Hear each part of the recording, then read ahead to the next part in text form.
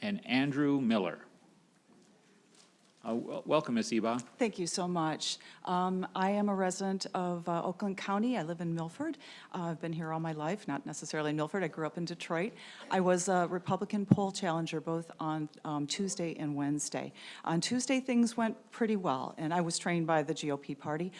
Tuesday, things went very well. When I was called back in early on Wednesday morning, I came back into the room. I could not believe, number one, how many more people were there, the tension in the room, and where did all these ballots come from? When I'd left on Tuesday, most of the tables had been complete. The table I was overseeing at the time still had about 200 ballots left, but it certainly didn't look like there was going to even be enough for a night shift. I was very surprised to see the level of activity on the following morning. As you've already heard from many people who had my positions, there was a lot of intimidation and hostility vented toward the Republican challengers.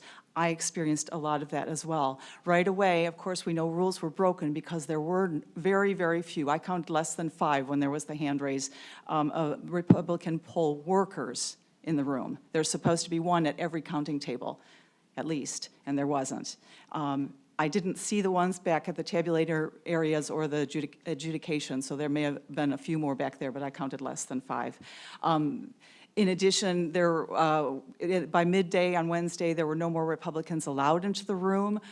There was a lot of intimidation around those who were in the room, particularly the men and the lawyers, and they were hauled out forcibly by the police for really no good reason, while the whole room of workers cheered. This is intimidating. They stood and they cheered repeatedly as Republicans were hauled out for doing their job. This is wrong. I personally was the victim of 2 different accounts of intimidation, one by workers, supervisors included, and one by Republican poll challengers or watchers. In both cases, I had raised my hand to challenge a ballot. In one case, the ballot was being duplicated. I was being prevented from watching because only 2 workers were doing it, and they were shoulder to shoulder. I'd moved into about 3 feet or so behind them so I could look over their shoulders. The supervisor came over and told me I had to get out of there at least 6 feet away. I told her that by the rules, election rules, I could move in during the time that I was watching the ballot while it was being duplicated. 1 minute left. She was yelling at me. And that ballot ended up being duplicated in error. We got a high enough supervisor to stop that. The second time I was surrounded by Democrat challengers who, again, were yelling at me, calling me a racist, telling me my mother didn't love me, all kinds of, stupid but meant to intimidate things. This is wrong.